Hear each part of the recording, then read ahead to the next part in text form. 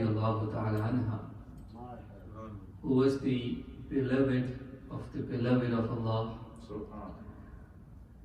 one of the beloved wives of the beloved Prophet sallallahu ta'ala alayhi wasallam. And all marriages are divine, and this was also a divine marriage.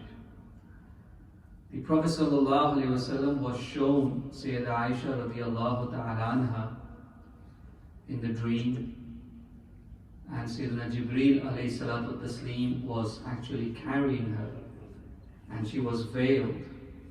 And the Prophet ﷺ was told that she is going to be your wife. Sayyida Aisha radiallahu ta'ala anha was the only one amongst all the wives of the Prophet ﷺ who was not married before.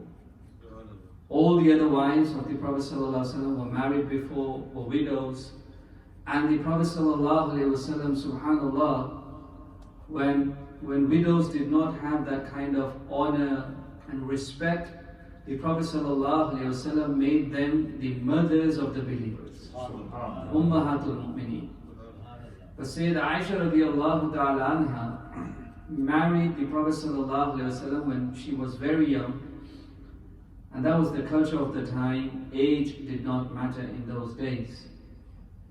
And there were so many reasons why the Prophet ﷺ, or when she was married to the Prophet ﷺ, she was so young, because after the Prophet ﷺ, she was to live for a very long time, almost 46 years. And all those years she was to educate the Muslims.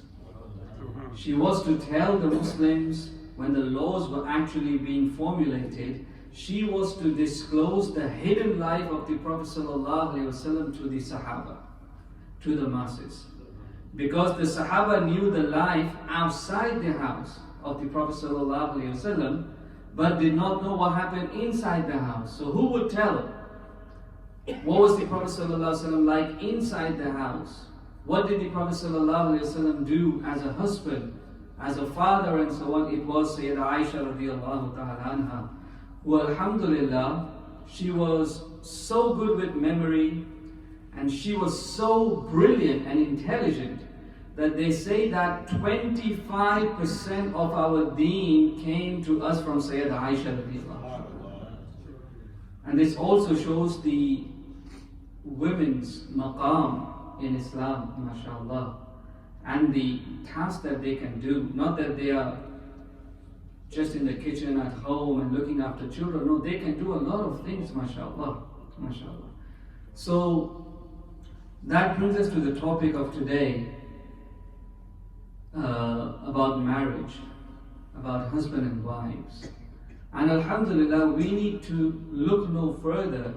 If we want to know about marriages, we just need to look at the beautiful lives or the married life of Rasulullah sallallahu alaihi wasallam.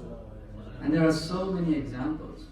From Sayyidah Khadija radiallahu ta'ala anha to Sayyidah Aisha to Siddiqa radiallahu ta'ala anha. How the Prophet sallallahu alaihi wasallam was so courteous. How the Prophet sallallahu alaihi wasallam was so compassionate. How the Prophet sallallahu alaihi wasallam was so understanding. How the Prophet ﷺ was so caring. How the Prophet ﷺ was so loving to his wives. And that is what we need to do. That's it. It's a pure and simple life of the Prophet ﷺ, which is like a torch, a light for us. Alhamdulillah. Much can be said about it, but we have to understand that marriage, they say match made in heaven, and we believe in that. Like, sometimes there is no connection whatsoever. Sometimes there is nothing in common between the husband and wives, but that is how Allah subhanahu wa ta'ala has made it, and opposites attract. And alhamdulillah, they do attract. But the thing is that we need to make it last.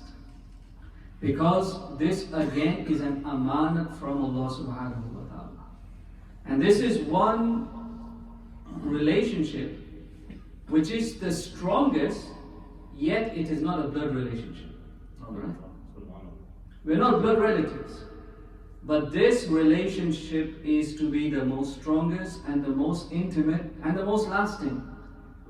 Where two strangers from different families, from different backgrounds, from different cultures, from different countries, they come together and they become one. It's like two bodies and one soul. And the purpose is what? So that you get a companion on your path to Allah. That is it. We are walking alone on this path, and then we have a companion. And always on a journey, when you have a companion, your journey becomes easier. So your journey in Islam will become easier when you have a wife, or for the wife when you have a husband. Because now you have a companion. And now you can assist each other. And that is the primary goal. To assist each other in your path to Jannah, in your journey towards Allah subhanahu wa ta'ala. And that is why it is stated when a person does nikah, 50% of their iman is complete anyway. Because now the person will be able to control himself or herself, and their gazes will be lowered because they don't need to look anywhere else, mashallah. Their iman becomes 50% complete. They just need to look at the other 50%. So, firstly, I will say that love marriages somehow don't work. And I have got so many examples, like 50 examples or so, from India to here. Love marriages, they tend not to work. And when I say love marriages, that doesn't mean you don't choose your spouse. Forced marriages are also not allowed in Islam. Okay, nobody can force you into marriage. Marry your cousin back home. Okay, that is again not allowed. In fact, the power that Islam has given to the girl is that unless she gives consent, the marriage doesn't happen. Okay, what we call ijazat lena. So unless we do that, the marriage doesn't happen. She has every right to say no. Okay, so forced marriages are out of question, but love marriages is also don't work. And when I say love marriage, it is where you have some kind of a relationship before marriage, where people go around for like months, sometimes years, okay? And then they decide to get married. So that is not Islamic. If you like someone, and it's very natural that you like someone, anyway, if you like someone, you just have to tell your parents. Simple. Tell the elders, okay, that I like this person, I like this girl, I like this boy, and can you check if we're suitable for each other, and if we are, then alhamdulillah, it can go forward. That is the best way.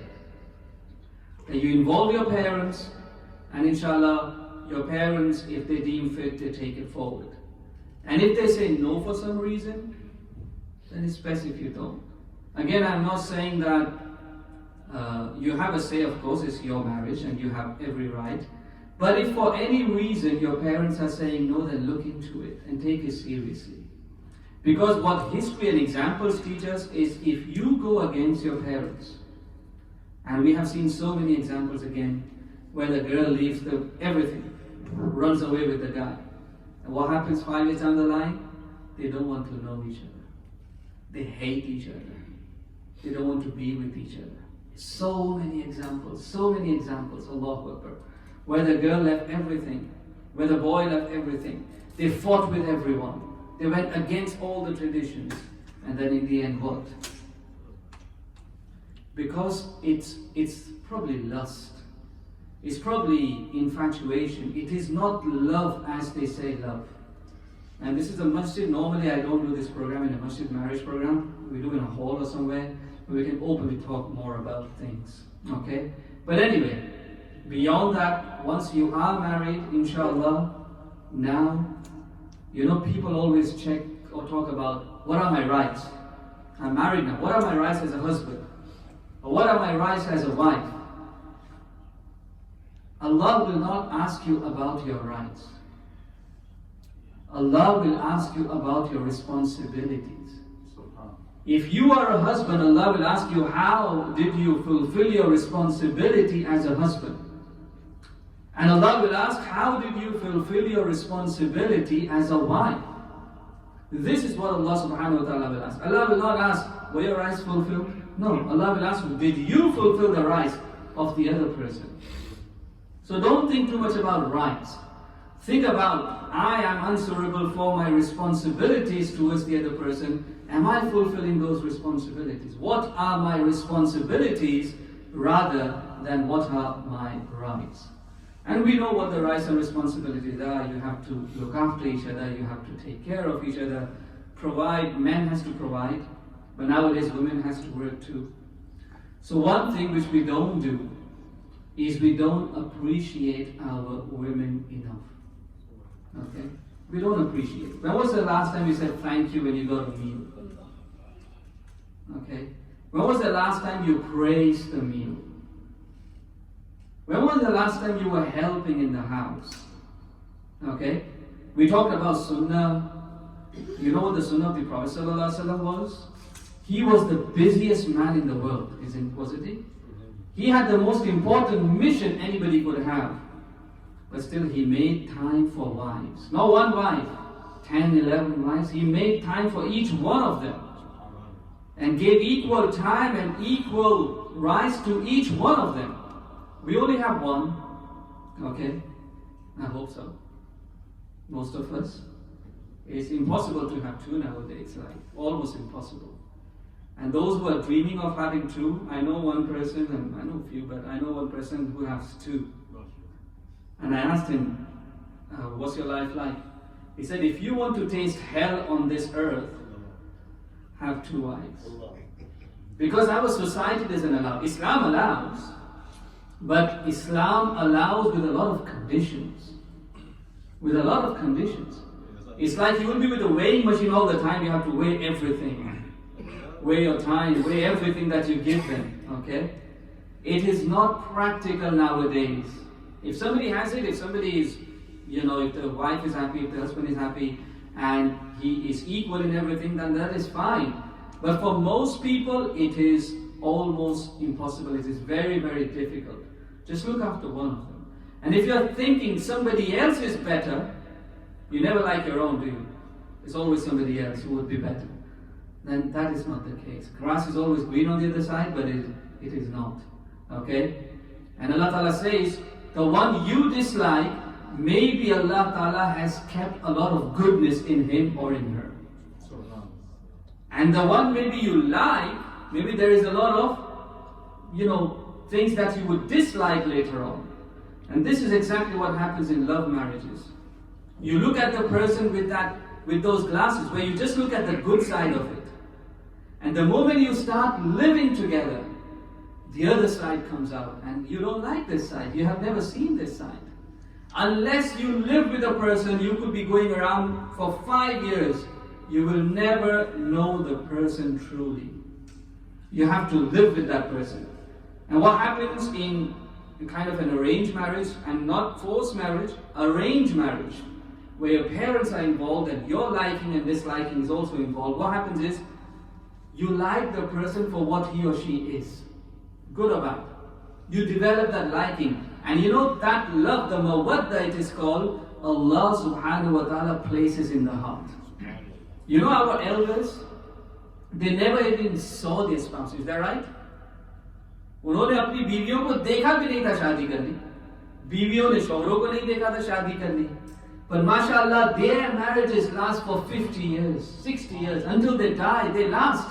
Because of the mawadda that Allah subhanahu wa ta'ala puts in their heart. And here they want to like the person first and then get married, and after marriage, there is no love left. I have seen, wallah, where they go on a holiday, honeymoon together, before they are back, they want to split. They want to split before they get back. From there they find, I don't want to live with this guy. Okay?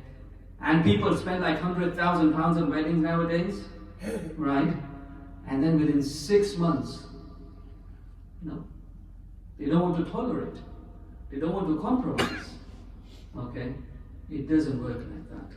You have to think that this is a trust from Allah subhanahu wa ta'ala.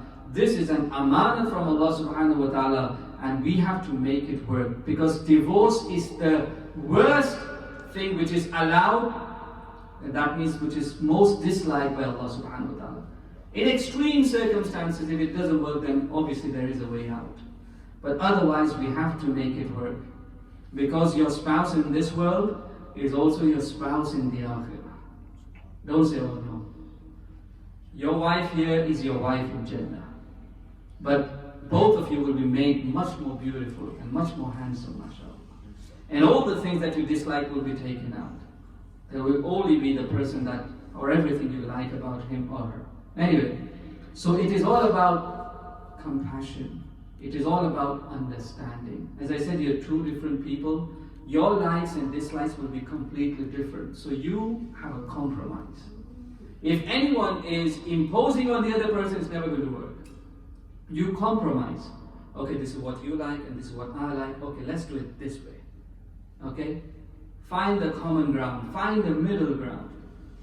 And then it's going to work. And I was talking about appreciation. We don't appreciate. I mean, the women has to bear the brunt all the time.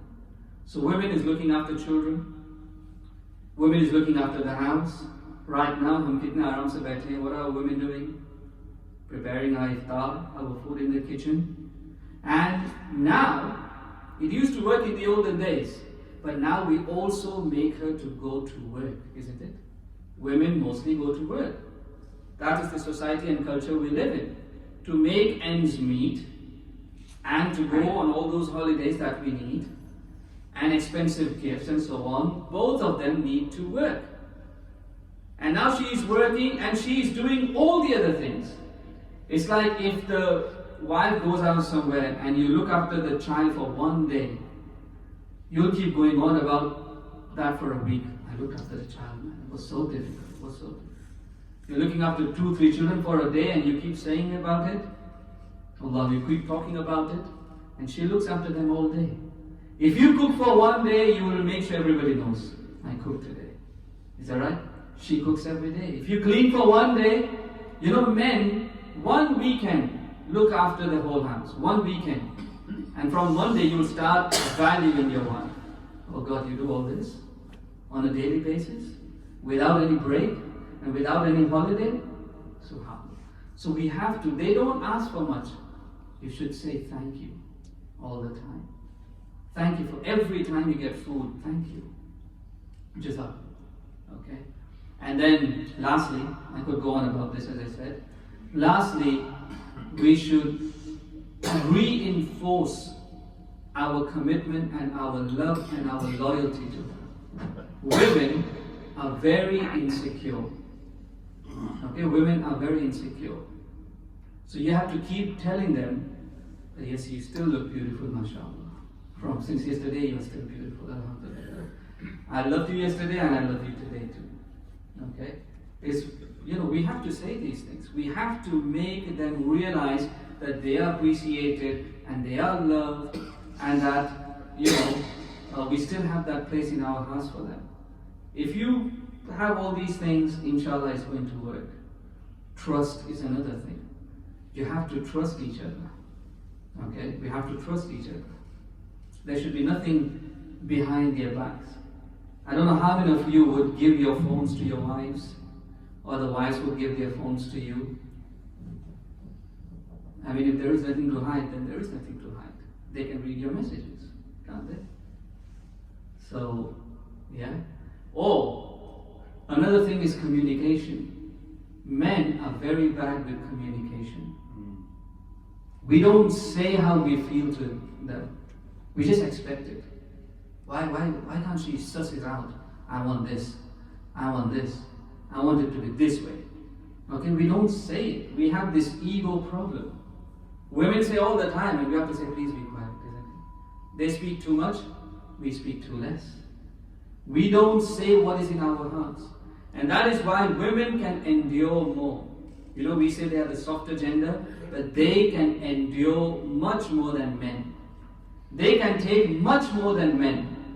They have much more endurance power. If something goes wrong, they can handle it better at times. Because they talk it out. They say it and it's over. We keep it inside and it's boiling inside and it manifests in different ways, which is harmful. Okay? So, we just need to make it work. I hope it's working for most of us, inshallah. If it's not working, pray, make dua to Allah subhanahu wa ta'ala to make it work. But have the right intention. This is my wife, this is my husband, and we are together, inshallah. We are to be together in this life and the hereafter. Just like the Prophet sallallahu alaihi wasallam, I end on this. You know, the Prophet sallallahu alaihi wasallam, where did he pass away? What an important point of his life, isn't it? The passing away of Rasulullah sallallahu alaihi wasallam. The leader, he is the commander-in-chief. He is Rasulullah sallallahu alaihi wasallam to the entire ummah, to the entire creation. But where does he pass away? Not amongst the Sahaba. The companions were not lined up or surrounding him. No, he was in his house. He was with his beloved wife. And he passed away on the lap of Sayyidah Aisha radiallahu anha. She was the last one to be with him. And one of the last actions she did was, the Prophet ﷺ loved miswak. I don't know how many of you do miswak. And her brother, Sayyidah's brother, came in and he had a miswak in his hand. And the Prophet ﷺ saw it, and Sayyidah Aisha saw him looking at the miswak. And so she got the miswak of the Prophet ﷺ. She realized that he wants to. And then she even chewed it for him. She chewed it for him. She made it soft. And then she did miswak on Rasulullah sallallahu alaihi wasallam. And those were the last things that happened. And the Prophet sallallahu alaihi wasallam then went on to meet Rafiq A'la, his true friend. But look where it happened.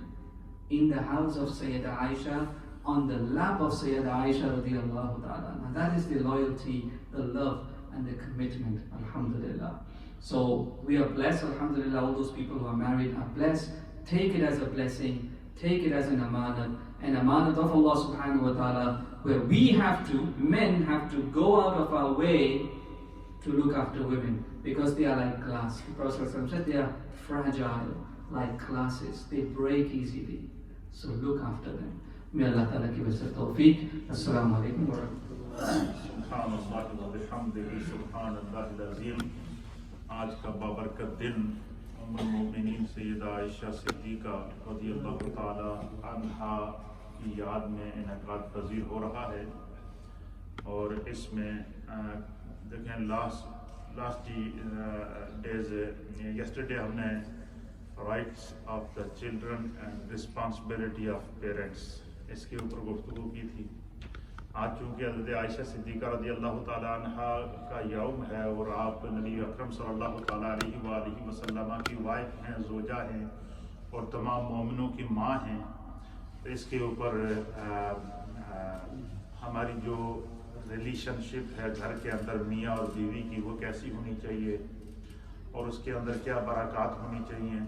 اور بالخصوص ہمارے ہاں اکثر یہ تقاضا ہوتا ہے کہ نوجوان بچے وہ ذرا اس بات کو ضرور سوچیں کہ جن کے والدین نے, جن کے ماں باپ نے ان کی پرورش کی ہے اور اس حد تک پرورش کی ہے کہ اللہ تعالیٰ قرآن میں جہاں پر پیرنٹس کو چلڈرن کی رسپانسبلٹی بتائی ہے وہاں پر بچوں کو بتائی ہے کہ اپنے ماں باپ کے سامنے اوفم ولا تنہرہما, ان کے سامنے اوف بھی نہ کرو, ان کے سامنے جھڑکو بھی نہیں, کیونکہ کوئی بھی ماں باپ وہ اپنی اولاد کے خلاف کبھی نہیں ہو سکتے.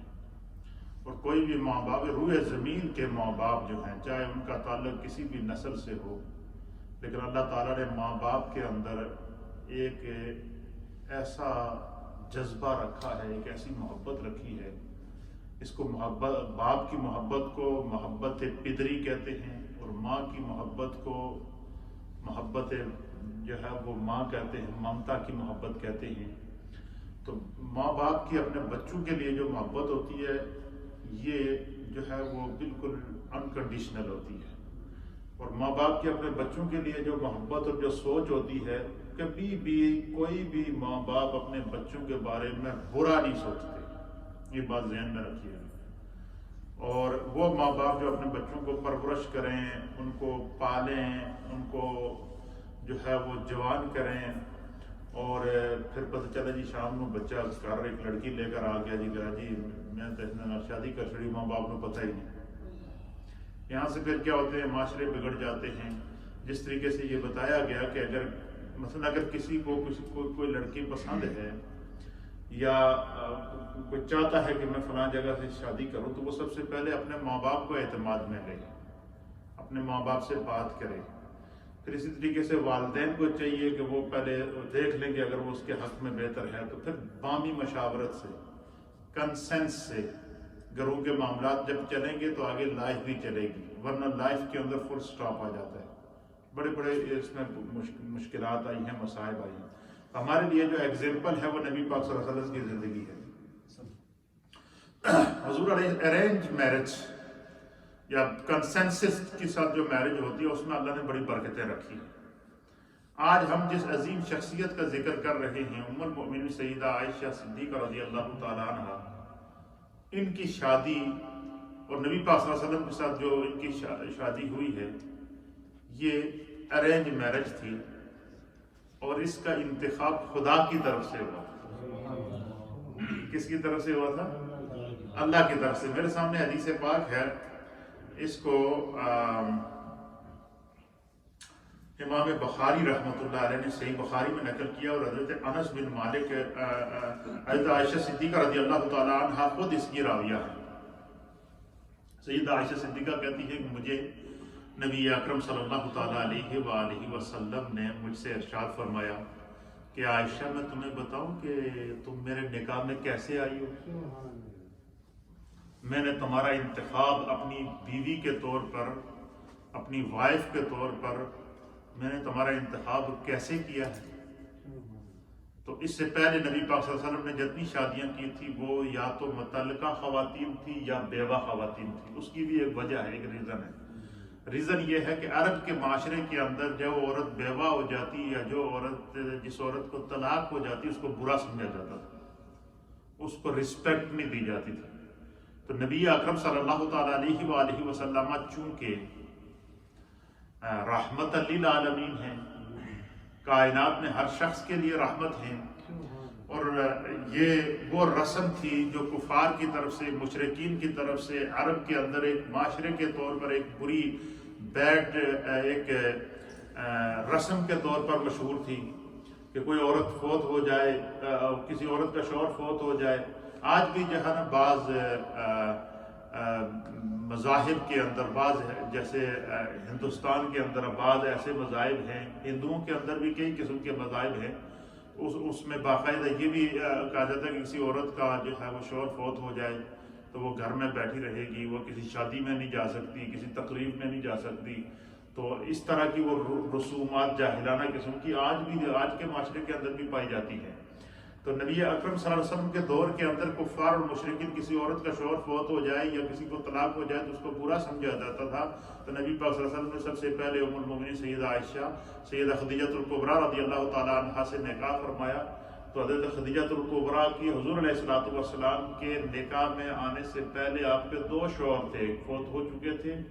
آپ کے تیسرے حضور علیہ الصلوۃ والسلام آپ کے شوہر تیسرے نمبر پر آپ نبی پاک صلی اللہ علیہ وسلم کے جو ہے آپ کا تیسرا نکاح تھا حضرت خدیجہ الکبریٰ کا۔ تو سرکار دو عالم صلی اللہ علیہ وسلم نے پھر اسی طریقے سے حضور نے متعلقہ خواتین سے شادی کی ہے، اور اسی طریقے سے حضور علیہ الصلوۃ والسلام کی تمام ازواج مطہرات امہات المؤمنین کے اندر کوئی بھی ایسی بیوی نہیں تھی کہ جو کنواری ہو۔ مثلا یہ اگر یہ دیکھیں نبی پاک کی زندگی کو اللہ نے ایگزامپل بنایا ہے۔ اگر کوئی بندہ بیوہ عورت سے شادی کرنا اس کو باعث عار سمجھتا تو اب نبی پاک صلی اللہ علیہ وسلم نے جو ہے وہ سیدہ خدیجہ الکبریٰ سے شادی کر کے، دیگر ازواج مطہرات سے شادی کر کے ایگزامپل قائم کر دیا اور سنت کو قائم کر دیا۔ متعلقہ عورت سے شادی کرنا اس کو بھی سنت بنا دیا۔ اسی طریقے سے یہ بھی سنت، یہ بھی ضروری تھا کہ کنواری جو بچیاں گھروں میں موجود ہوں ان کے لیے جو ہے وہ اچھے سے اچھے رشتے آئے، اس کو بھی نبی پاک صلی اللہ علیہ وسلم نے سنت بنایا۔ اور یہ سنت کیسے ہوا حضور علیہ الصلوۃ والسلام خود ام المومنین سیدہ عائشہ صدیقہ رضی اللہ تعالیٰ عنہ بیان کرتی ہیں، اس کو امام بخاری نے نقل کیا ہے کہ نبی اکرم صلی اللہ علیہ وسلم نے فرمایا کہ مجھے 3 راتیں لگاتار خواب میں دکھایا گیا، 3 راتیں لگاتار خواب میں حضور فرماتے ہیں کہ میں نے حضرت عائشہ کو دیکھا۔ اس سے پہلے سرکار فرماتے ہیں کہ میں نے عائشہ کو نہیں دیکھا ہوا تھا، تو 3 راتیں مسلسل اللہ تعالیٰ خواب میں مجھے عائشہ دکھاتے رہے۔ ایک خواب دکھائی گئی، اس میں ایک لڑکی کو دیکھتا تھا، بڑی خوبصورت بچی تھی، نوجوان تھی، اور وہ 3 راتیں مجھے اس کا چہرہ دکھایا گیا۔ 3 راتوں کے بعد نبی پاک صلی اللہ تعالیٰ علیہ وسلم فرماتے ہیں کہ میرے پاس جبریل آئے۔ کیا آئے؟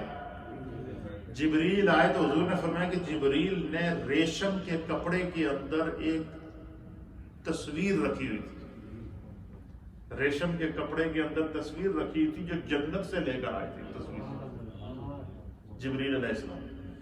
تو فرمایا کہ ایک ریشم کے کپڑے میں حضور نے فرمایا کہ عائشہ فرماتی ہے کہ حضور نے مجھ سے فرمایا کہ میرے پاس فرشتہ آیا اور ریشم کے کپڑے میں تمہاری تصویر لے کر آیا، اور وہ یہ کہتا تھا کہ یا رسول اللہ آپ اس کو دیکھ لیں، اللہ تعالیٰ نے اس کا انتخاب آپ کے لیے کیا ہے۔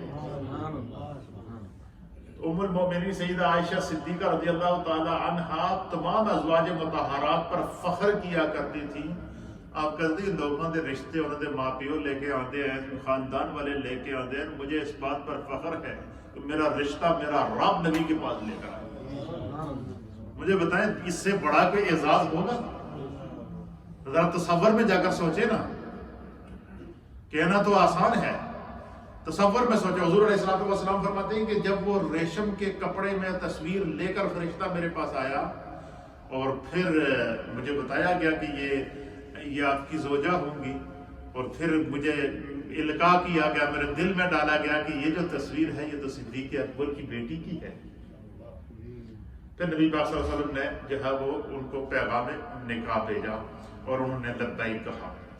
اسی طریقے سے دوسری حدیث ہے، اس کو بھی ام المومنین سیدہ عائشہ صدیقہ رضی اللہ تعالیٰ عنہ کی شان اور ان کی پاک دامنی کو بیان کرتی ہیں۔ ام المومنین سیدہ عائشہ صدیقہ رضی اللہ تعالیٰ عنہ بیان کرتی ہیں جب کفار نے، مشرکین نے، منافقین نے حضور علیہ نبینا علیہ الصلوۃ والسلام کی عظیم زوجہ حضرت سیدہ عائشہ صدیقہ پر تہمت لگائی، اور اس تہمت لگانے میں منافقین کا جو سب سے بڑا سردار رئیس المنافقین عبداللہ ابن ابی شامل تھا، اور مدینے کے اندر اس نے افواہ پھیلائی ہے کہ نبی پاک ایک سفر کے اندر ام المومنین سیدہ عائشہ صدیقہ کیونکہ کم عمر تھیں، تو ایک سفر کے اندر سرکار کے ساتھ جا رہی تھی، تو آپ سفر نے راستے میں پڑاؤ کیا، تو آپ اونٹ کے کجاوے کے اندر جو اونٹ کے اوپر رکھنے والی جو سیٹیں ہوتی ہیں اس میں بیٹھی ہوئی تھی، تو آپ اٹھ کے اس سے نیچے اتری، تو نیچے اتر کے سائڈ پر جا کے بیٹھی، تو آپ کو نیند آ گئی، آپ وہاں سو گئے۔ ام المومنین سیدہ عائشہ صدیقہ وہاں پر کیا ہو گئی؟ سو گئی۔ تو اب وہ قافلہ ریسٹ کرنے کے بعد اٹھا تو سب نے یہ سمجھا کہ ام المومنین جو ہے وہ اونٹ کے کجاوے کے اندر موجود ہیں، کسی نے دیکھا ہی نہیں ان کو، قافلہ ٹور پڑا، وہ وہاں سو رہی ہے، پیچھے رہ گئی۔ اچھا، یہ ہمیشہ ہوتا تھا کہ جب بھی قافلہ جاتا تھا تو ایک صحابی رسول کی ڈیوٹی ہوتی تھی کہ وہ سب سے آخر میں آئے گا، جب قافلہ جہاں پڑاؤ کرتا تھا وہاں سے جب قافلہ اٹھ کے چلا جائے گا تو وہ وہاں پر نظر دوڑائے گا، دیکھ کے آئے گا پیچھے کوئی چیز، کسی کا کوئی سامان، کوئی چیز گر تو نہیں گئی، کوئی رہ تو نہیں گئی۔ تو ایک صحابی وہاں سے وہ جب پیچھے رہ گئے تھے تو وہ جب وہاں پہنچے تو انہوں نے آواز سنی، تو دیکھا کہ ام المومنین سیدہ عائشہ صدیقہ ہے۔ تو انہوں نے کہا کہ آپ یہاں کیسے؟ انہوں نے کہا جی کہ میں تو سو گئی تھی، قافلہ تو اٹھ کے چلا گیا۔ آپ نے اپنی سواری، اپنا گھوڑا یا اونٹ جو بھی تھا ان کو پیش کیا اور ان کو لے کر وہ کیا ہوئے واپس ان کو جا کر سفر کرتے کرتے قافلے میں پہنچایا۔ اب جو منافقین تھے عبداللہ ابن ابی، ان کو بہانا چاہیے تھا، انہوں نے مدینے میں شور کیا جی کہ دیکھو جی عائشہ نے فلاں شخص کے ساتھ پیچھے رہ گئی تھی، اس نے قافلہ چھوڑ دیا تھا اور اس شخص کے ساتھ نعوذ باللہ من ذالک ناجائز تعلقات تھے، تو اس لیے وہ پیچھے رہ گئی اور یہ رسول کی بیوی ہیں، اور اگر نبی کی بیوی ایسی ہوگی تو اس طریقے سے اس نے عبداللہ ابن ابی نے انتہا کر دی تہمت لگانے کی، اور نبی پاک صلی اللہ علیہ وسلم نے اچھا پورے مدینے میں اس بات کو پھیلایا بدنام کرنے کے لیے۔ اب دیکھیں کہ تہمت لگانے والے جو لوگ ہوتے ہیں یہ ایسے بدبخت ہوتے ہیں کہ ان سے نبی کی بیویاں بھی محفوظ نہیں رہی۔ اچھا اب حضور نبی علیہ الصلوۃ والسلام تو جانتے تھے، لیکن سرکار دو عالم صلی اللہ تعالیٰ علیہ وآلہ وسلم نے اس کا کوئی جواب نہیں دیا، خاموش رہے، اور حضرت عائشہ صدیقہ رضی اللہ تعالیٰ عنہا سے آپ نے علیحدگی اختیار کر دی۔ سیدنا صدیق اکبر حضرت عائشہ کو لے کر اپنے گھر پر آ گئے، اور تقریباً ایک روایت کے مطابق 40 دن تک حضور علیہ الصلوۃ والسلام، یا 1 مہینے تک حضور علیہ الصلوۃ والسلام بالکل خاموش رہے۔ اور حضرت عائشہ صدیقہ رضی اللہ تعالیٰ عنہ نے روتے ہوئے کہا، انہوں نے کہا کہ میں اپنا معاملہ اس رب کے اوپر چھوڑتی ہوں جس رب نے میرا انتخاب مصطفیٰ کریم صلی اللہ تعالیٰ علیہ وسلم کے لیے کیا، تو میں اگر بے گناہ ہوں تو میں اس وقت تک رسول اللہ صلی اللہ علیہ وسلم کے پاس نہیں آؤں گی جب تک کہ میری برات میرا رب نہیں بیان کرے۔ یہ ہوتا ہے، دیکھیں دنیا میں جو لوگ اچھے کام کرتے ہیں، جو اللہ کے ہو جاتے ہیں، نبی پاک صلی اللہ تعالیٰ علیہ وسلم نے فرمایا کہ من کان للہ وکان اللہ لہ، جو خدا کا ہو جائے خدا اس کا ہو جائے۔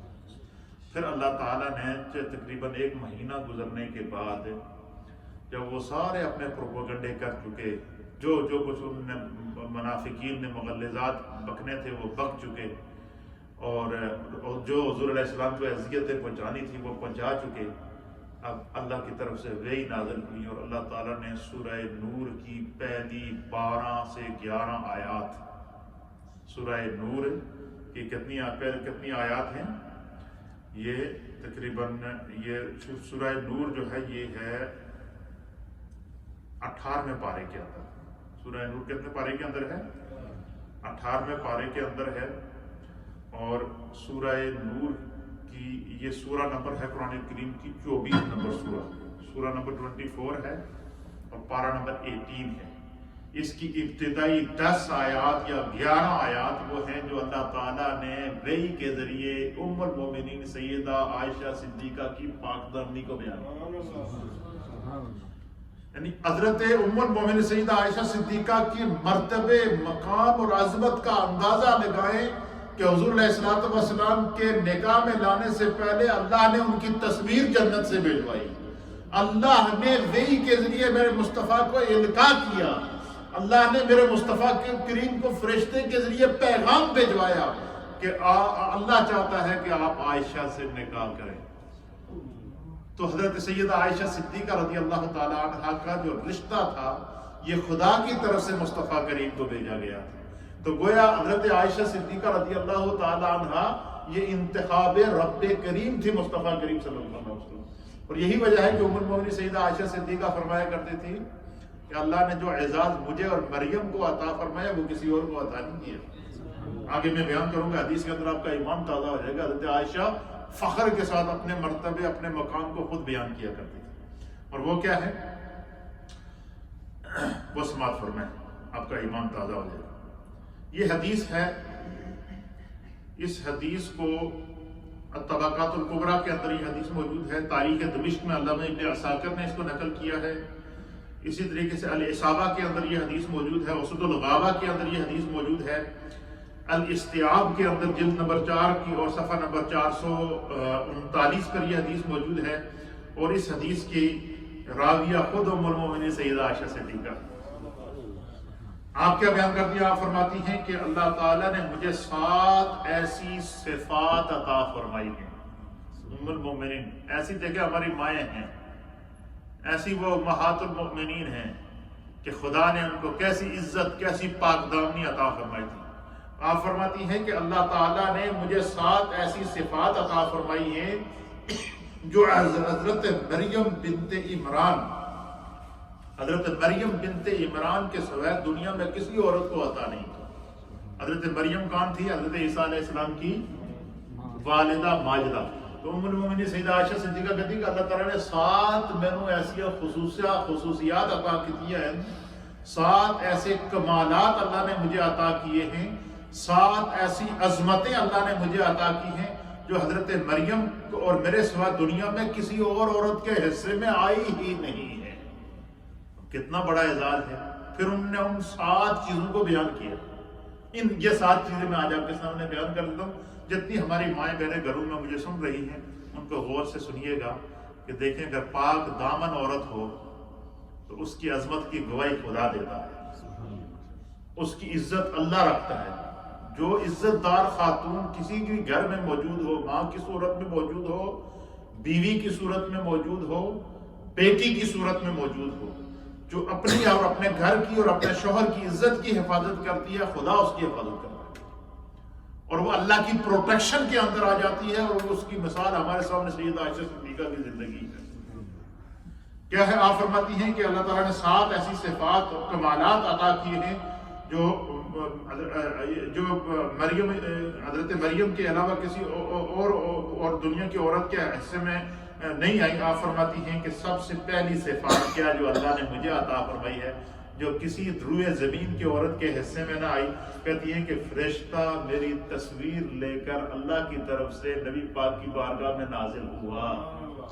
یہ پہلی اللہ تعالیٰ نے مجھ پر کرم کیا کہ میری تصویر جنت سے فرشتہ لے کر آیا۔ تو اسی طریقے سے ایک بات اور بھی ثابت ہوئی کہ مثلا جیسے ہمارے یہاں بعض لوگ رشتہ کرتے ہیں، جیسے ہم یہاں یو کے میں رہتے ہیں، ہم اپنے کسی بچے کا رشتہ پاکستان میں یا اپنے خاندان سے کریں تو ہم لڑکی کی یا لڑکے کی تصویر منگاتے ہیں۔ تو وہ اگر اس تصویر کو دیکھنے کے لیے ماں باپ یا لڑکا یا لڑکی اس کو دیکھنے کے لیے اگر وہ وہاں ایک ملک کے اندر نہیں ہے تو اس کو دیکھنے کے لیے وہ تصویر وغیرہ منگائیں تو اس کی جواز کی صورت موجود ہے اور اس کے لیے یہ حدیث اس کی اثر ہے۔ آپ فرماتی ہیں کہ پہلی خصوصیت کیا ہے کہ میری تصویر فرشتہ جنت سے لے کر نبی پاک کی بارگاہ میں کہتی ہیں یہ وہ سعادت ہے ام المؤمنین کہتی ہے جو روئے زمین کی میرے علاوہ کسی عورت کے حصے میں نہیں ہے۔ دوسری چیز کیا کہتی ہیں؟ آپ فرماتے ہیں کہ کم عمری کے اندر، میری ابھی عمر پوری نہیں ہوئی تھی، 7 سے 9 سال کی میری عمر تھی، اللہ کی طرف سے انتخاب ہوا کہ اللہ چاہتا ہے کہ محبوب آپ عائشہ سے نکاح کریں۔ یہ خدا کا انتخاب ہے۔ حضور علیہ السلام نے یہ نہیں کہا کہ چھوٹی عمر میں چھوٹی ہے یا بچی ہے، حضور نے فرمایا میرا رب چاہتا ہے۔ آپ نے فرمایا اللہ یہ چاہتا ہے، فرشتے کی جانب سے یہ پیغام ہے کہ خدا چاہتا ہے کہ آپ عائشہ سے۔ آج کل جو لوگ کچھ ایسے بدبخت قسم کے لوگ ہیں جو اپنے آپ کو مسلمان کہتے ہیں اور وہ سیدہ عائشہ صدیقہ رضی اللہ تعالی عنہا کی طرف تہمت کے کلمات بڑھاتے ہیں، ان بدبختوں کو یہ معلوم ہونا چاہیے کہ سیدہ عائشہ نے اپنی مرضی سے حضور سے نکاح نہیں کیا، نہ رسول اللہ نے اپنی مرضی سے عائشہ سے نکاح کیا۔ ان دونوں کے رشتے اور نکاح کے درمیان یہ انتخاب خدا ہے۔ اللہ کا انتخاب ہے، خدا جسے چاہے جب چاہے اس کا انتخاب کر لے۔ اللہ نے حضرت عائشہ کہتی ہے کہ اللہ نے میری تصویر جنت سے بھیجی، تصویر بعد میں آئی، اس سے پہلے 3 دن تک حضور فرماتے ہیں اللہ خواب میں مجھے عائشہ کو دکھاتا رہا۔ کیا مقام ہے، کیا عزت ہے، کیا عظمت ہے۔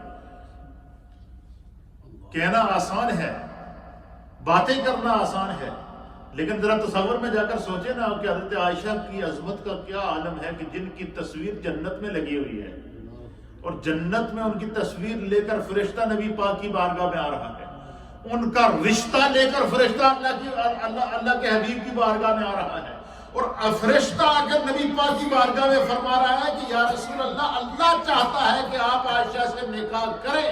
اور حضور نے یہ نہیں کہا کہ ان کی عمر چھوٹی ہے اور یہ کیسے، اچھا نہ ہی صدیق اکبر، دیکھیں والدین ہوتے ہیں نا۔ اب مجھے بتائیں کہ آپ کی یا میری کسی کی 8 سال کی 9 سال کی بچی ہو اور یا 7 سال کی بچی ہو، اور اس سے اگر کوئی کہے کہ آپ اپنی بچی کا نکاح رشتہ دیں تو ہم اسے کہیں گے یار تم کیسے بندے ہو کہ بھائی چھوٹی بچی کا تم رشتہ مانگ رہے، یہ کیسے ممکن ہے؟ یہ ہم آپس میں باتیں کرتے ہیں یا نہیں کرتے ہیں؟ لیکن اب دیکھیے جب صدیق اکبر کو پتا چلا کہ اللہ چاہتا ہے کہ مصطفیٰ کا میری بیٹی سے نکاح ہو، تو حضرت صدیق اکبر کی زبان پر یہ نہیں آیا میری بیٹی چھوٹی بچی ہے، لیکن اللہ چاہتا ہے۔ انہوں نے کہا ایک عائشہ کیا ہزاروں عائشہ ہوں تو میں مصطفیٰ کے قدموں پر قربان کر دوں، کیونکہ انتخاب رب کریم ہے۔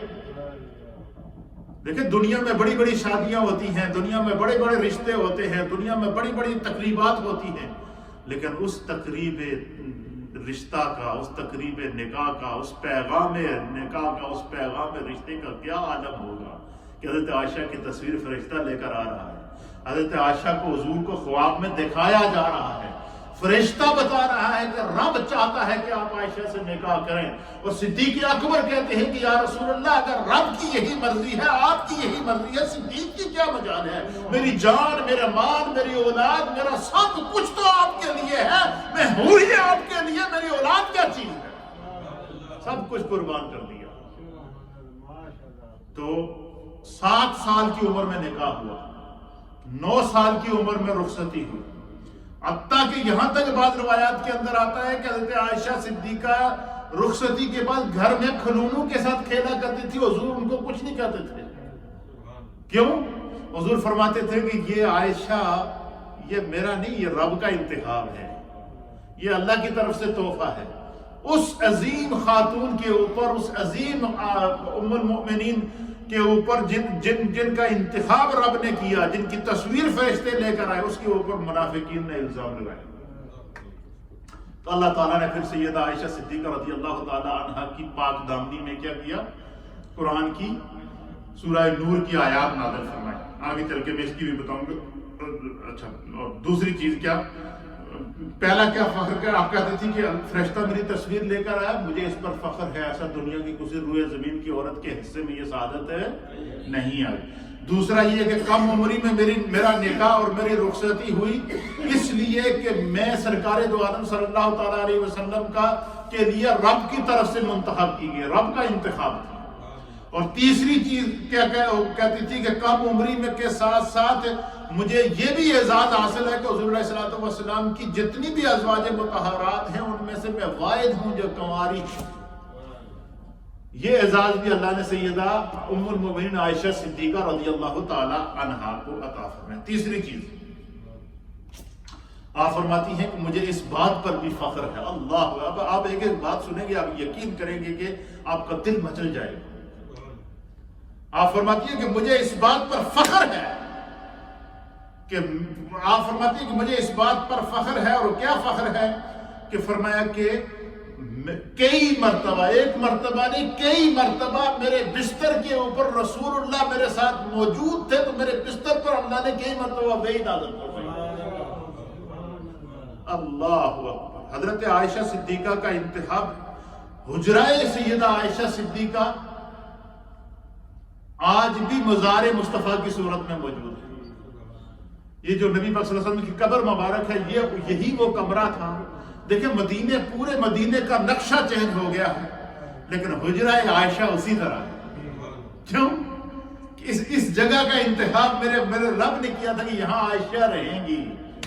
اور عائشہ صدیقہ رضی اللہ تعالی عنہ جو ہے وہ نبی پاک صلی اللہ تعالی علیہ وآلہ وسلم، تو آپ فرماتی ہیں کہ تیسری خصوصیت جو میرے رب نے مجھے عطا فرمائی جو کسی اور عورت کے حصے میں نہیں آئی ہے، آپ فرماتی ہیں کہ میرے بستر پر کئی مرتبہ رسول اللہ صلی اللہ تعالی علیہ وسلم پر وحی نازل ہوئی، قرآن نازل ہوا۔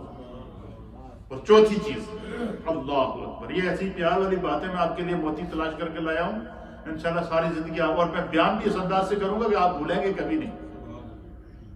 بات وہی ہوتی ہے جو دوسرے کے دل اور دماغ میں اتر جائے۔ تو چوتھی چیز کیا کہتی ہیں؟ آپ فرماتی ہیں کہ چوتھی چیز جو سب سے زیادہ ہے میرے حصے میں آئی ہے، فرمایا کہ آپ فرماتی ہیں کہ میں سب لوگوں سے زیادہ نبی اکرم صلی اللہ تعالی علیہ وسلم کو محبوب تھی، اور میں آپ فرماتی ہیں کہ مجھے تمام ازواج مطہرات میں یہ شرف بھی حاصل ہے کہ حضور تمام بیویوں سے زیادہ مجھ سے محبت کرتے تھے، اور نہ صرف مجھ سے محبت کرتے تھے، حضور فرماتے ہیں کہ آپ کہتے ہیں کہ حضور تمام ازواج میں سب سے زیادہ مجھ سے محبت کرتے، اور اپنے کم و بیش 1.25 لاکھ صحابہ میں سب سے زیادہ میرے باپ ابو بکر سے محبت کرتے۔ یہ ام المؤمنین سیدہ عائشہ صدیقہ بیان کرتی ہے۔ اللہ اکبر کبیرہ، سبحان اللہ بکرۃ و اصیلا۔ کیا کہتی ہیں کہ سرکار دو عالم مجھے یہ سعادت بھی حاصل ہے کہ حضور تمام ازواج میں سب سے زیادہ مجھ سے محبت کرتے تھے، اور تمام صحابہ میں میرے باپ ابو بکر سے محبت کرتے تھے۔ یہ کتنی چیزیں ہو گئی؟ 4 ان میں بیان۔ 5ویں چیز، کہتی ہیں کہ میرے متعلق قرآن مجید میں ان امور میں آیات نازل ہوئی ہیں جن امور میں نبی پاک کی امت ہلاک ہو رہی تھی. اللہ اکبر، یہ ذرا بڑی گہری بات ہے. آپ فرماتی ہیں کہ یہ مجھے سعادت نبی پاک کی ازواج میں سے سب سے پر روئے زمین کی عورتوں میں سے سب سے زیادہ یہ سعادت مجھے نصیب ہوئی ہے کہ وہ مرض، جس مرض کی وجہ سے روئے زمین کی عورتیں ہلاک ہو رہی تھی، کیا کسی نے کسی کے اوپر تہمت لگا دی، فلاں عورت فلاں مرد کے ساتھ چل رہی تھی جی، فلاں عورت کو فلاں کے ساتھ دیکھا گیا جی، بدنام کر دیا، نہ ادھر کی رہی نہ ادھر کی رہی. آپ فرماتی ہیں کہ اللہ تعالیٰ نے میرے متعلق پاک دامنی نازل کر کے پھر اللہ نے ایک اصول مقرر کر دیا کہ جڑا بندہ کسی عورت یا کسی مرد تے زنا دی تہمت لگائے یا ناجائز تعلقات کی تہمت لگائے، حضور نے اللہ فرماتا ہے کہ اس کے چاہیے کہ وہ 4 گواہ لے کر آئے. کیا لے کر آئے؟ اگر وہ 4 گواہ لے کر آئے، وہ تہمت کو ثابت کرے گا تو پھر حد لگے گی، اور اگر تہمت کو ثابت نہ کر دیا گیا تو اس پر مفتری کی حد لگائی جائے گی. تہمت لگانے والے کو 80 کوڑے مارے جائیں گے، تہمت لگانے والے کو 80 کوڑے مارے جائیں گے. تو ام المومنین سیدہ عائشہ صدیقہ کہتی ہیں کہ 5ویں خصوصیت کیا ہے جو میرے رب نے مجھے عطا فرمائی کہ میرے متعلق قرآن مجید میں جو آیات نازل ہوئی ہیں یہ وہ امور تھے کہ جن کے بارے میں اللہ تعالیٰ نے جن کے بارے میں عورتیں ہلاک ہو رہی تھی، امت ہلاک ہو رہی تھی. اللہ تعالیٰ نے میری وجہ سے امت کی بے گناہ عورتوں کو جن پر تہمتیں لگتی تھی ان کی عزتوں کو محفوظ کر دیا. اور صرف یہی وجہ ہے کہ نبی اکرم صلی اللہ تعالیٰ علیہ وسلم نے فرمایا کہ اپنی عورتوں کو سورہ نور پڑھنا سکھاؤ. اپنی عورتوں کو، جتنی میری مائیں بہنیں سن رہی ہیں، سورہ نور کو تلاوت، خالی تلاوت ہی نہ کریں، سورہ نور کا ترجمہ پڑھیں، سورہ نور کی تفسیر پڑھیں، اور تاکہ اس کے اندر عورتوں کے مسائل، تہمت، زنا، اس کا عذاب، اور ناجائز تعلقات اور اس کا عذاب، اور زنا کی تہمت لگانے والوں کی سزائیں، اور جو شادی شدہ اگر بندہ زنا کرے گا تو اس کی سزا کیا ہے، شادی شدہ عورت اگر کسی زنا کے کام کے اندر پائی جائے گی تو اس کی سزا کیا ہے. یہ سارے احکام اللہ نے سورہ نور کے اندر بیان فرمائے ہیں. اس لیے حضور نے فرمایا کہ اپنی عورتوں کو سورہ نور پڑھنا، اس کی تعلیم دو. تو 5 چیزیں ہوں گے. 6ٹھی چیز کیا تھی؟ آپ فرماتے ہیں چھٹی اہم فضیلت یہ ہے کہ میں نے جبریل علیہ السلام کو دیکھا جو میرے علاوہ کسی اور نے نہیں دیکھا. آپ فرماتی ہیں کہ میں نے ایک تو میرے بستر پر وحی نازل ہوئی اور میں نے جبریل کا دیدار کیا ہے. ام المومنین سیدہ عائشہ صدیقہ کہتی ہیں کہ میں نے جبریل کا دیدار کیا، میں نے جبریل کو دیکھا ہے. اور پھر کیا فرماتی ہیں کہ اور 7ویں چیز کیا ہے؟ آپ فرماتے ہیں کہ مجھے یہ بھی شرف ملا ہے کہ حضور علیہ السلام کی جو روح مبارک تھی وہ میرے حجرے میں قبض ہوئی. حضور نے اس دنیا کو جب الوداع کہا تو آپ میرے حجرے کے اندر موجود تھے. میرے حجرے میں سرکار دو عالم صلی اللہ تعالیٰ علیہ وآلہ وسلم کی روح مبارک قبض کی گئی. اور اس وقت میرے اور فرشتے کے علاوہ کوئی اور قریب موجود نہیں تھا. کہتے ہیں کہ میں نے اسرائیل کو بھی دیکھا ہے، میں نے جبریل علیہ السلام کو بھی دیکھا ہے. اور جب حضور علیہ السلام کی روح قبض ہو رہی تھی تو آپ فرماتی کمرے کے اندر ایک میں تھی اور ایک روح قبض کرنے والا فرشتہ تھا. اللہ اکبر. اور پھر کہتی ہیں کہ یہ وہ 7 چیزیں، یہ وہ 7 خصوصیات ہیں جو ام المومنین سیدہ عائشہ صدیقہ کہتی ہیں کہ اللہ نے روح زمین کی کسی خاتون کو کے حصے میں یہ نہیں آئی ہیں، یہ میرے حصے میں آئی ہیں، یا مریم بنت عمران حضرت سیدہ مریم کے حصے میں آئی ہیں. یہ سیدہ عائشہ صدیقہ رضی اللہ تعالیٰ عنہ کا عظمت اور مقام اور مرتبہ ہے. حضرت سیدہ عائشہ صدیقہ رضی اللہ تعالیٰ عنہ 17 رمضان المبارک سن 58 ہجری، 17 رمضان سن 58 ہجری 58 ہجری کو آپ کا انتقال ہوا. منگل کا دن تھا. اور جس وقت آپ کا انتقال ہوا آپ نے پہلے عشاء کی نماز پڑھی. عشاء کی نماز پڑھنے کے بعد اس کو مکمل کیا. مکمل کرنے کے بعد وطر ادا کیے. وطر ادا کرنے کے بعد آپ کی روح قبض ہو گئی. یعنی جس دن سیدہ عائشہ صدیقہ رضی اللہ تعالی عنہا کا انتقال ہوا اس دن کی بھی کوئی نماز ان کے ذمہ باقی نہیں تھی، وہ نماز بھی ادا کی جو حدود شریعہ ہے ان کے علاوہ جو اللہ تعالیٰ نے آپ کو مقام اور مرتبہ تھا. تو آپ کی نماز جنازہ حضرت سیدنا ابو ہریرہ رضی اللہ تعالیٰ عنہ سے ابھی رسول نے پڑھائی. حضرت ابو ہریرہ نے آپ کی نماز جنازہ پڑھائی ہے. اور حضرت سالم کہتے ہیں کہ نبی پاک کے صحابہ میں ہم نے آپ کہتے ہیں کہ ہم نے نبی پاک صلی اللہ علیہ وسلم کے صحابہ کے میں خلفائے راشدین کا دور بھی دیکھا, بڑے بڑے صحابہ کے ادوار دیکھے, اور تمام صحابہ اکرام دنیا سے تشریف لے جاتے رہے, لیکن آپ فرماتے ہیں کہ نبی پاک کے صحابہ میں سب سے بڑا جنازہ اگر کسی کا تھا تو وہ ام المومنین سیدہ عائشہ صدیقہ تھا. سب سے بڑا جنازہ آپ کا تھا. تو یہ ام المومنین سیدہ عائشہ صدیقہ رضی اللہ تعالیٰ عنہ جو ہے آپ خود بیان کر دیا. دیکھیں کہتی ہیں کہ سیدہ عائشہ صدیقہ بیان کرتی کہ ایک دن رسول اللہ صلی اللہ علیہ وسلم تشریف لائے تو میں اتنی چھوٹی تھی کہ میں گڑیوں کے ساتھ کھیل رہی تھی. کیا کریں, لیکن انتہا بے رب تھا. اللہ نے چاہا تھا کہ آپ جو عائشہ سے نکاح کریں. جب خدا کی مرضی کے آگے پھر کسی دوسرے کی بات نہیں چلے گی اور نہ مانی جائے گی, تو اس لیے جو لوگ تہمت لگاتے ہیں ان کو پتہ ہونا چاہیے کہ عبداللہ ابن ابی نے اگر حضرت عائشہ پر تہمت لگائی ہے تو وہ ساری زندگی کے لیے رئیس المنافقین بن گیا.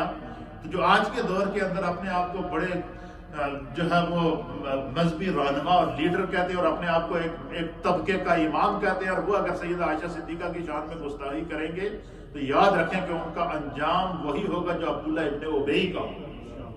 وہ منافقین کے ساتھ اٹھائے جائیں گے. ان کا نبی کی امت سے کوئی تعلق نہیں ہے کہ جس کی پاک دامنی کو میرا رب بیان کر دے. دنیا میں کون ایسا انسان ہے جو ہے وہ اس کی ایسی ہمت ہو بیان کرے.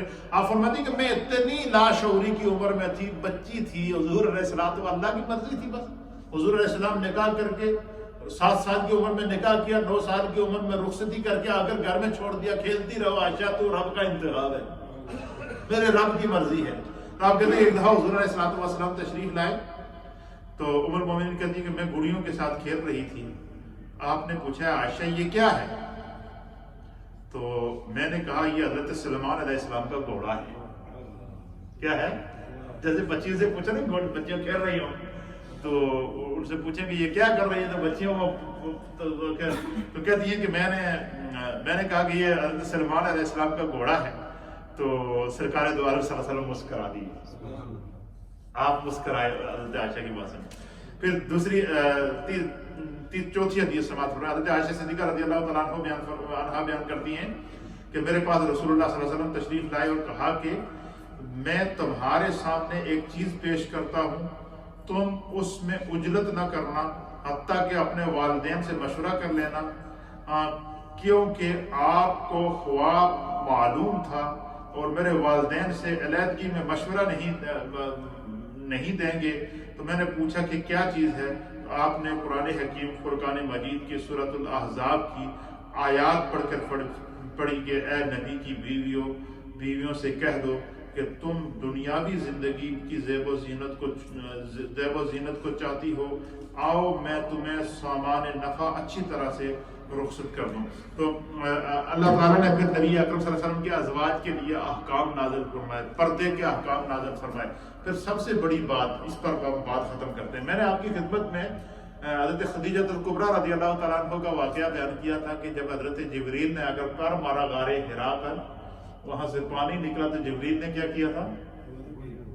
وضو کیا اور حضور سے عرض کیا کہ جس طرح میں وضو کر رہا ہوں اللہ چاہتا ہے کہ آپ اس طرح جب بھی کوئی عبادت کریں تو آپ اس طرح وضو کریں, تو آپ اس طرح وضو کریں. حضور وہ وضو کر کے گھر آئے تو ام المومنین سیدہ خدیجہ الکبریٰ نے کہا کہ جس طرح رب نے آپ کو وضو کرایا اس طرح آپ مجھے وضو کرائیں. سب سے پہلے حضور نے وضو کس کو کرایا؟ پھر اسی طریقے سے نبی پاک صلی اللہ علیہ وسلم ایک سفر میں جا رہے تھے تو اس سفر کے اندر حضرت عائشہ صدیقہ بھی موجود تھی. آپ اونٹ کے اوپر بیٹھی تھی تو آپ کے گلے کے اندر چاندی کا ہار تھا. کیا تھا؟ وہ ہار آپ کے گلے سے ٹوٹا اور گر گیا اونٹ کے کجاوے سے نیچے گرا. نیچے جب ہار نیچے گرا اس کے اوپر اونٹنی بیٹھ گئی. اب قافلہ ایک جگہ رکا ہوا تھا, عصر کا ٹائم ہونے والا تھا. تو حضرت عائشہ کہتی ہے کہ میں نے ہاتھ مار کے دیکھا تو وہ ہار نہیں ہے. تو میں نے عرض کیا کہ یا رسول اللہ وہ ہار گم ہو گیا. حضور علیہ الصلوۃ والسلام نے قافلہ روک دیا. تمام صحابہ سے کہا کہ عائشہ کا ہار تلاش کرو. کہتے ہیں کہ انہوں نے تمام جگہ ہار تلاش کیا, نہیں, عصر کا ٹائم جا رہا ہے اور جس جگہ ہم نے پڑاؤ کیا تھا وہاں پر پانی بھی نہیں تھا. تو حضرت ابوبکر صدیق رضی اللہ تعالیٰ عنہ حضرت عائشہ کے پاس آئے تو ان کو کہا کہ تمہاری وجہ سے دیکھو پورا قافلہ رکا ہوا ہے, تو تھوڑا سا ہوش کر کے چلا کر. جیسے ایک باپ اپنی اولاد کو سمجھاتا ہے کہ تھوڑا سا آپ ہوش کر کے جو ہے وہ چیزیں رکھا کریں سامنے, تو پتہ نہیں کہاں ہار نہیں. حضور نے فرمایا کہ اس وقت تک یہ قافلہ یہاں سے نہیں اٹھے گا جب تک کہ ہار نہیں ملے گا. اچھا, ہار تلاش کرتے رہے, ہار نہیں مل رہا. پھر صحابہ نے عرض کیا یا رسول اللہ ہار تو ہم تلاش کر رہے ہیں لیکن سورج غروب ہو رہا ہے, مغرب عصر کی نماز جانے والی اور پانی نہیں ہے ہمارے پاس, اب ہم کیا کریں؟ اب جبریل علیہ الصلوۃ والسلام نازل ہوئے اور جبریل آیت تیمم لے کر آئے. کیا کیا؟ آیت تیمم لے کر آئے کہ اے محبوب جب اگر آپ کو پانی نہ ملے تو آپ کیا کریں؟ تیمم کریں. تو جب آیت تیمم لے کر آئے تو حضور علیہ الصلوۃ والسلام نے صحابہ سے کہا کہ سارے تیمم کرو, اور پھر عصر کی نماز پڑھ دی. تیمم کیا. تیمم کرنے کے بعد نماز عصر ادا کی. نماز عصر ادا کر کے فارغ ہوئے تو جب اونٹنی کھڑی ہوئی تو اس کے نیچے ہار پڑا ہوا تھا. تو یہ اللہ کی ہم پر رحمت ہے. دیکھیں اگر پانی نہ ملے تو تیمم کرو. یہ تحفہ بھی اللہ تعالیٰ نے ام المومنین سیدہ عائشہ صدیقہ کے توسل سے نبی کی امت کو عطا فرمایا. گویا جس طرح سیدہ عائشہ صدیقہ کی پاک دامنی کو میرے رب نے بیان کیا ہے, اسی طرح عائشہ صدیقہ رضی اللہ تعالیٰ عنہ کے ذریعے اللہ نے تیمم کی آیت نازل کر کے نبی کی پوری امت کو پاک کر دیا. سیدہ عائشہ صدیقہ رضی اللہ تعالیٰ عنہ, یہ جو آیت تیمم ہے یہ بھی حضرت عائشہ صدیقہ رضی اللہ تعالیٰ عنہ کا امت پر کرم اور رحمت ہے. جب تک امت جو ہے وہ تیمم کر کے نماز پڑھتی رہے گی, سیدہ عائشہ صدیقہ کے درجات بلند ہوتے رہے گی. اللہ تعالیٰ ہمیں دین کو سمجھنے کی توفیق عطا فرمائے. یہ کتنی یعنی مبارک قسم کی احادیث ہیں جب آپ پڑھتے ہیں. تو اب یہ چند دو باتیں اور یاد رکھ لیں, چونکہ اب ذکر آ گیا سورہ نور کا, تو میں اس کی 2-4 فضیلتیں آپ کی خدمت میں پیش کر دیتا ہوں. کہ حضرت مسعود بن محرمہ رضی اللہ تعالیٰ عنہ آپ بیان کرتے ہیں کہ حضرت فاروق اعظم رضی اللہ تعالیٰ عنہ کو یہ فرماتے ہوئے ہم نے سنا ہے. امیر المؤمنین سیدنا فاروق اعظم, آپ خلیفۃ المسلمین تھے, آپ نے احکام نازل کی اپنی ریاست مدینہ کے اندر. اور فاروق اعظم کے دور کے اندر جو ریاست مدینہ تھی وہ افریقہ تک پھیلی ہوئی تھی, سندھ تک پھیلی ہوئی تھی, یورپ تک پھیلی ہوئی تھی, اور زمین کا آدھے سے زیادہ حصہ حضرت فاروق اعظم کی اس کے اوپر حکومت تھی, اور ہر جگہ کا آپ نے گورنر مقرر کیا ہوتا تھا. تو حضرت اور فاروق اعظم نے اپنے دور خلافت میں یہ احکام تمام گورنرز کو, تمام روئے زمین کے گورنرز کو, یہ جو ریاست مدینہ کے گورنر تھے ان کو احکام نازل فرمایا. آپ نے فرمایا کہ سورہ بقرہ, سورہ نساء, سورہ مائدہ, سورہ حج اور سورہ نور کا علم خود بھی حاصل کرو اور لوگوں کو بھی بتاؤ اور اس کی تبلیغ کرو لوگوں کو. کیوں؟ سیدنا فاروق اعظم نے فرمایا کہ اس کے اندر اللہ نے فرائض بیان کیے ہیں, احکام بیان کیے ہیں. دین کے جتنے بھی فرائض اور احکام ہیں, وضو کیسے کرے, غسل کیسے کرے, زکوٰۃ کیسے ادا کرے, نماز کیسے ادا کرے, حج کیسے کرے, فرمایا ان صورتوں کے اندر اللہ نے احکام بیان فرمائے ہیں. آپ نے فرمایا کہ ان صورتوں کو پڑھا کرو. پھر دوسری روایت کے اندر آتا ہے, حضرت مجاہد بیان کرتے ہیں کہ نبی اکرم صلی اللہ تعالیٰ علیہ وآلہ وسلم نے فرمایا کہ مردوں کو سورہ مائدہ کا علم حاصل کرنا چاہیے. مردوں کو چاہیے کہ وہ سورہ مائدہ پڑھیں, اس کی تعلیم حاصل کریں, اور عورتوں کو چاہیے کہ وہ سورہ نور کی تعلیم حاصل کریں. سورہ مائدہ کے اندر مردوں کے احکام اللہ نے بیان کیے اور سورہ نور کے اندر عورتوں کے احکام اللہ نے بیان کیے. یعنی یہ دیکھیں صحابہ اکرام کے ذریعے ہمیں اللہ تعالیٰ نے ہماری زندگیوں کی حفاظت کی ہے قیامت تک کے لیے. آج تک جتنی پاک دامنی موجود ہے. اچھا, یہ جو زنا کی حرمت کی آیات ہیں, آج کا سب سے بڑا فتنہ کیا ہے آج کے دور کا؟ آج کے دور کا سب سے بڑا فتنہ کیا ٹائم ہے صاحب؟ 41. آج کے دور کا سب سے بڑا فتنہ یہ ہے کہ بے حیائی عام ہے. یہ ہے یا نہیں؟ یہ بالکل میں کرنٹ ایشو پر گفتگو کر رہا ہوں. بے حیائی عام ہے، عریانی عام ہے، فحاشی عام ہے، قدم قدم پر گناہ کی دعوت دی جا رہی ہے. بندہ بچنا بھی چاہے تو جو ہے وہ شیطان اس کو اپنے حصار میں لے. اس سے بڑی کوئی آفت ہوگی؟ اس سے بڑی آفت کوئی ہوگی؟ تو آج کے دور کے اندر اور اسی سے پھر زنا پر وان چڑھتا ہے، اسی سے پھر ناجائز تعلقات پر وان چڑھتا ہے، اسی سے پھر ڈیٹنگ پر وان چڑھتی ہے، اسی سے پھر لڑکے اور لڑکیاں خلوت میں جا کر تنہائی میں بغیر نکاح کے ملتے ہیں اور پھر جو ہے وہ گناہ کی زندگی گزارتے ہیں. تو سورہ نور کے اندر اللہ تعالیٰ نے زنا کی حرمت کو نازل کیا. کیا ہے؟ زنا کی حرمت کو نازل کیا ہے، بے حیائی سے بچنے کی حرمت کو نازل کیا، عریانی سے بچنے کی حرمت کو نازل کیا، فحاشی سے بچنے کی حرمت کو نازل کیا ہے، اپنے دامن کو پاک دامنی کے اندر بچا کے رکھنے کی حرمت کو بیان فرمایا ہے. تو پتہ چلا کہ مردوں اور عورتوں کی زندگی زنا سے، برے کاموں سے، بے حیائی سے، عریانی سے جو آج تک جو بچتی چلی آ رہی ہے، یہ بھی صدقہ ہے سیدہ عائشہ صدیقہ رضی اللہ تعالیٰ عنہ. کیونکہ پہلی جو آیات نازل ہوئی ہے، اللہ تعالیٰ نے ساتھیوں نبی کی حضرت عائشہ پر جو تہمت لگائی گئی تھی وہ زنا کی تہمت لگائی تھی منافقین نے. تو اللہ تعالیٰ نے زنا کی حرمت کو بیان کیا، اس کی سزاؤں کو بیان کیا، اور اس کے متعلق سارے احکامات کو بیان کیا. قیامت تک کے لیے نبی پاک کی امت کو جو زنا کی اور اس طرح کی بے حیائی اور عریانی اور بری باتوں کی صحبت سے جو نبی پاک کی امت کی حفاظت ہوئی ہے، یہ بھی صدقہ ہے حضرت سیدہ عائشہ صدیقہ کی پاک دامنی کا. یہ اتنا بڑا اعزاز ہے. اور نبی پاک صلی اللہ علیہ وسلم کے صحابہ میں سب سے زیادہ علم حضرت سیدہ عائشہ کو، اور صحابہ اکرام جو ہے حضرت عائشہ صدیقہ رضی اللہ تعالیٰ عنہ سے جا کر کیا کرتی تھی؟ تعلیم حاصل کرتے تھے، ان سے مسائل پوچھتے تھے.